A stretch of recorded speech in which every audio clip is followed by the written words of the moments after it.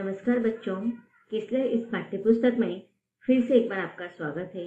आज हम पाठ क्रमांक 16 पढ़ने जा रहे, जिसका शीर्षक है स्वार्थी दानव। स्वार्थी दानव इस पाठ का यह सेशन क्रमांक पहला है। चलिए बच्चों, सब लोग पाठ्यपुस्तक निकालेंगे और इस कहानी को हम पढ़ेंगे। अब पाठ के शीर्षक से ही आपको पता चल गया होगा कि इस पाठ में एक दैत्य अर्थात दानव की कहानी बताई गई है और कहानी सबको बहुत अच्छी लगती है ना। Very good. तो चलिए अभी हम लोग क्या करेंगे, पाठ्यपुस्तक निकालेंगे और उसके द्वारा हम इस कहानी को समझेंगे। स्वार्थी दानव। हर रोज अपराह्न में जब बच्चे स्कूल से लौटते तो वे एक बाग में जाकर खेला करते थे। अब देखिए, सुबह बच्चे स्कूल में चले जाते हैं और स्कूल छूटने के बाद अर्थात अपराह्न का अर्थ क्या होता है कि दोपहर के बाद का जो समय होता है, और दोपहर के पूर्व के पहले के समय को हम क्या कहते हैं, पूर्वाह्न और अपराह्न। दोपहर के बाद का जो समय होता है वो 3 से 5 बजे तक, उस समय को भी हम अपराह्न कह सकते हैं, या फिर शाम के पहले और दोपहर के मध्य का जो समय होता है उसे हम अपराह्न कहेंगे। अब देखिए, स्कूल से लौटते हुए सारे बच्चे कहाँ पर चले जाते थे, एक बाग में जाकर खेला करते थे। मुलायम हरी घास से भरा एक विशाल सुंदर बाग था। अब देखिए, यहाँ पर इस परिच्छेद में बाग का वर्णन किया है, जहाँ पर बच्चे जाकर मौज मस्ती करते थे, खेला करते थे। और उस बाग में क्या था, जहाँ तहाँ घास के ऊपर तारों की तरह सुंदर फूल खिले थे। अब देखिए, आकाश में जिस प्रकार से तारे चमकते हैं, उस प्रकार से उस विशाल बड़े बाग में घास के ऊपर तरह तरह के रंग बिरंगे अलग अलग प्रकार के फूल खिले हुए थे। वहाँ 12 सतालू के पेड़ थे। अब देखिए, सतालू के पेड़ कितने थे, 12। आपको प्रश्न पूछे जा सकते हैं, सतालू के कितने पेड़ थे। तो बगीचे में सतालू के टोटल 12 पेड़ थे, जो वसंत के समय लाल और मोती की तरह चमकीली कोमल कलियों से भर जाते थे। अब देखिए, वसंत के ऋतु में जो सतालू के पेड़ थे, वहां उस पेड़ पर क्या हो जाते थे, लाल लाल मोती की तरह कोमल कलियां निकल पड़ती थी, तो उसे वह फूल और भी सुंदर दिखाई देता था। शरद काल में फलों से लदे रहते और शरद ऋतु में क्या हो जाता था, वृक्ष तरह फूलों का रूपांतर फलों में हो जाता था। तो शरद ऋतु में सारे वृक्ष पर फल लगे हुए होते थे। पेड़ों पर बैठे पंछी इतने मधुर स्वर में गाते कि बच्चे खेलना छोड़कर उनका संगीत सुनने लगते। अब देखिए, ऐसे हरे भरे फलों से लदे हुए उन बड़े बड़े वृक्ष पर, पेड़ों पर पंछी बैठकर मधुर गीत गाया करते थे। अब देखिए, यहाँ पर वसंत ऋतु और शरद ऋतु का बात आई है, तो आप लोगों को पता होगा कि अलग अलग ऋतुओं की अलग अलग विशेषताएं होती है। 6 ऋतु होते हैं। बसंत ऋतु होता है, शरद ऋतु होता है, शिशिर ऋतु होता है, वर्षा ऋतु होता है, हेमंत ऋतु होता है। शरद और शिशिर ऋतु के बाद फिर से वसंत ऋतु आता है। तो वसंत ऋतु में अधिकतर पेड़ हरे भरे होते हैं, और जो वातावरण होता है उससे सारे लोग प्रसन्न होते हैं। तो वही वसंत ऋतु का समय और शरद ऋतु के समय किस प्रकार से उस बगीचे में परिवर्तन आता था और उसका मजा बच्चे लेते थे, इसका वर्णन यहाँ पर किया है। हम सब यहाँ कितने खुश हैं, वे एक दूसरे से जोर जोर से कहते। लेकिन यह बाग एक दानव का था। अब देखिए, जो बच्चे स्कूल छूटने के बाद जिस बगीचे में खेलने के लिए जाते थे और वहां पर धूम मचाते थे, वहां पर खेलते हुए उन्हें बहुत मजा आता था, बहुत खुश थे। लेकिन वास्तविक में वह जो बगीचा था वो किसका था, एक राक्षस का, एक दैत्य का, अर्थात एक दानव का था। एक दिन दानव लौटकर आया। अब देखिए, दानव कहाँ पर गया हुआ था, वह अपने मित्र कॉर्निस आग्रे से मिलने गया था और उसके पास वह 7 वर्षों तक रुक गया था। जब वो लौटा तो उसने देखा कि बच्चे बाग में खेल रहे। अब देखिए, जो बच्चे स्कूल खत्म होने के बाद जिस बाग में खेलने आते थे हर रोज, वो बाग एक दानव का था। और जो दानव अब वहां पर नहीं था, वो कहाँ पर चला गया था, उसके मित्र से मिलने के लिए, उसके दोस्त से मिलने के लिए कॉर्निस आगे चला गया था और वहां उस मित्र के पास वो लगभग कितने वर्ष तक रुका हुआ था, 7 वर्ष तक।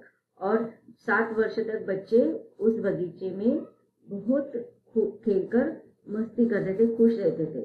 लेकिन अब 7 वर्ष के बाद उस बगीचे का मालिक कौन था? दानव। वो लौटकर आ जाता था और उसने लौटकर देखा, क्या देखा? बच्चे उस बगीचे में खेल रहे। अब यह सारा देखकर अब दानव की क्या प्रतिक्रिया होती है वो हम देखते हैं। मेरा बाग है, कोई भी इस बात को समझ सकता है।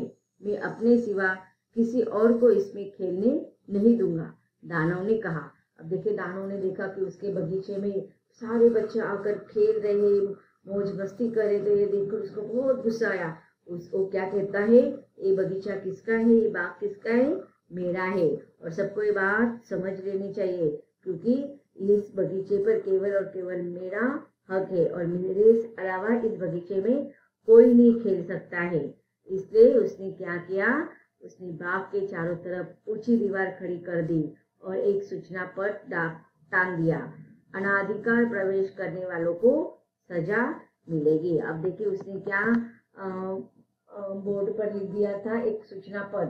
आपने भी देखा होगा ना, बहुत सारे स्थान पर अलग अलग पाटियां लगाई होती है, बोर्ड लगाए होते हैं और वहां पर नोटिस लिखी जाती है। तो उसने भी लिखा हुआ था क्या, अनाधिकार प्रवेश करने वालों को सजा मिलेगी। ये जो स्थान था, वो बगीचा जो स्थान था वो उसके मालिक का था और उसके परमिशन के बिना, उसके परवानगी लिए बिना जो वहां पर कोई भी नहीं आ सकता था। तो उसने कहा था कि जो भी बिना अधिकार के उस स्थान पे एंट्री करेगा, प्रवेश करेगा, उसको क्या करेगा, सजा दिलाएगा।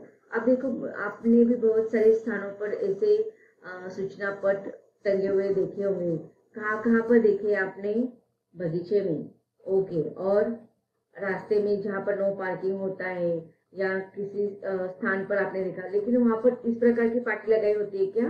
उसमें क्या होता है कि प्रवेश निषेध या अनाधिकार प्रवेश निषेध। उसमें ऐसा नहीं लिखा होता कि प्रवेश करने वालों को सजा मिलेगी। उसमें सिर्फ वही लिखा होता है कि अनाधिकार प्रवेश निषेध या प्रवेश निषेध या नो एंट्री। तो देखो, यहाँ पर उसने जो सूचना पट लिखी है वो थोड़ा गलत है कि वो किसी को भी प्रवेश करने की वहां पर इजाजत नहीं है, लेकिन वो किसी को सजा देने का हक भी उसे नहीं है। वह एक बहुत स्वार्थी दानव था। बेचारे बच्चों को खेलने के लिए अब कोई जगह नहीं रही। उन लोगों ने सड़क पर खेलना चाहा, लेकिन सड़क धूल और कंकड़ों से भरी थी। वे ऊंची दीवारों के चारों ओर घूमते और अंदर के सुंदर बगीचे की चर्चा करते। हम लोग वहां कितने खुश थे, वे एक दूसरे से कहते। अब देखिए, यहाँ पर वो जो दानव है वह अकेला था और उसका बगीचा कितना बड़ा था। उस बड़े बगीचे में वो अकेले क्या खेलेगा? लेकिन उसने बच्चों के बारे में नहीं सोचा, क्योंकि वो बुरा व्यक्ति था, दूसरों के बारे में वो नहीं सोचता था और इसीलिए उसने वहां पर प्रवेश बना कर दिया। आने के लिए उसने क्या किया, अपने बगीचे के चारों तरफ बड़ी दीवार बना दी, जिससे कि अंदर कोई खेलने के लिए नहीं आ सके। अब बच्चों के लिए, बेचारे बच्चों के लिए खेलने के लिए जगह नहीं थी। वो क्या करते थे, दीवार के बाहर जो बड़ी बड़ी सड़क रहती थी वहां पर खेलना चाह रहे थे बच्चे।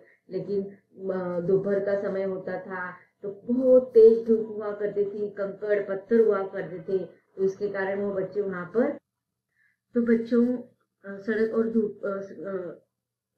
कड़ी धूप में खेला करते थे। कंकड़ भी थे तो उस पत्थर थे, तो उसके कारण बच्चे वहां पर खेल नहीं पाते थे। तो वो बच्चे क्या करते थे, उस ऊंची दीवार, बगीचे के बाहर जो दीवार बांधी हुई थी उसकी तरफ देखते थे, घूमते रहते थे और उस बगीचे में जो समय उन्होंने बिताया था खेलते हुए, वो सारे समय को याद करते हुए कहते थे कि हम लोग वहां पर कितने खुश थे। आगे वर्णन किया है कि वसंत आया, पूरा देश छोटी छोटी कलियों और चिड़ियों से भर गया, लेकिन स्वार्थी दानव के बाग में अभी भी जाड़ा था। बच्चों के नहीं रहने के कारण न पंछी वहां गीत गाते थे और न पेड़ों में फूल लगे थे। अब देखिए, यहाँ पर वसंत ऋतु का वर्णन फिर से आया है कि बहुत दिन बीत जाते हैं, ऋतुएं बदलते रहते हैं और फिर से वसंत ऋतु आ जाता है। लेकिन उस दानव के बगीचे को छोड़कर सारे संसार में उस वसंत ऋतु का असर होता है कि पूरे देश में जो भी वृक्ष पर छोटी छोटी कलियां थी वह खिलने लगी थी, फूल आए थे, फल आए थे, फिर से सारे वृक्ष चिड़ियों से पक्षियों से भर गए थे। लेकिन दानों के बगीचे में यह प्रकृति का असर नहीं हुआ था, वहां पर वसंत ऋतु का आगमन नहीं हुआ था। वहां तो जाड़े की ही ऋतु थी, पतझड़ की ही ऋतु थी।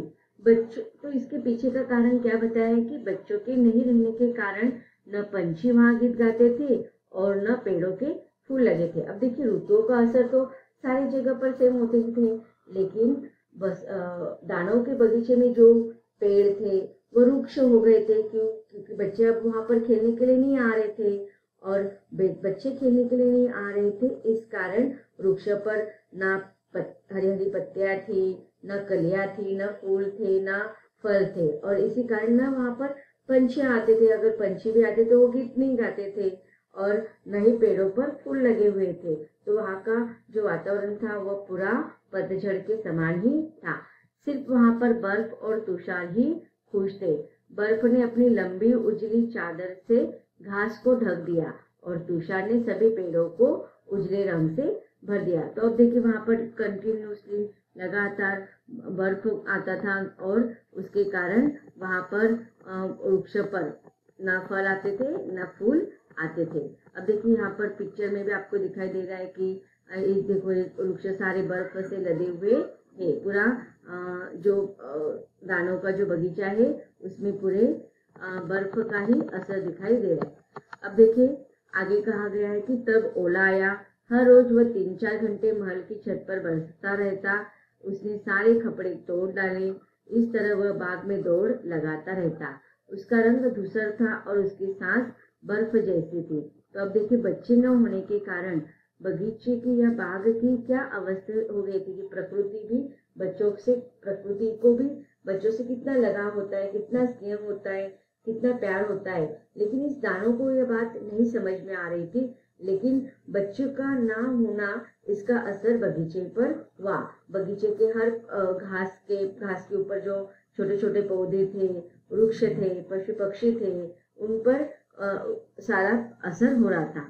समझ में नहीं आता वसंत आने में विलंब क्यों कर रहा है। विलंब होना, देर होना।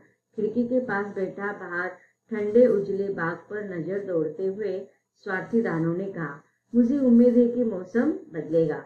अब देखिए जब भी वो अपने खिड़की से बाहर देखता तो उसे हमेशा जाड़े की ऋतु, ओले की ऋतु ही दिखाई देती थी।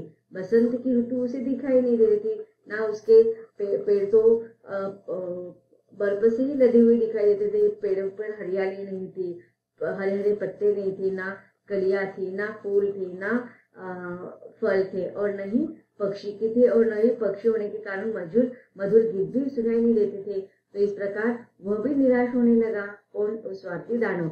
वह बाहर नजर दौड़ाता और कहता कि पता नहीं वसंत ऋतु आने में क्यों देर हो रही है, और लेकिन उसे उम्मीद रहता था कि कभी ना कभी मौसम जरूर बदलेगा। लेकिन वसंत नहीं आया और न गर्मी आई। शरद ऋतु में हर बाग में सुनहले फल लगे, लेकिन दानव के बाग में कोई फल नहीं लगा। अब देखिए बसंत ऋतु भी आ गया, शरद का ऋतु भी आ गया, फिर भी सारे प्रकृति ने अपना असर सारे संसार पर फैला दिया। लेकिन दानव के बाग में किसी भी प्रकार का ऋतु का आगमन वहां पर नहीं हुआ। वहां हमेशा केवल जाड़ा रहता था। उत्तरी हवा ओले और तुषार पेड़ों के आसपास मंडराते हुए दिखाई देते थे। तो बच्चों अब तक हमने देखा इस कहानी में कि बच्चे बगीचे में न आने के कारण प्रकृति पर उसका क्या असर हुआ, इसका वर्णन हमने अब पढ़ा। आगे ये स्वार्थी दानव क्या करता है? क्या वो बगीचे में बच्चों को खेलने के लिए फिर से बुलाएगा? क्या उसके बगीचे में फिर से वसंत ऋतु का आगमन होगा? क्या उसके बगीचे में फिर से फल, फूल और पक्षी आएंगे? इसका वर्णन हम पढ़ेंगे, लेकिन इसके अगले सेशन में। धन्यवाद।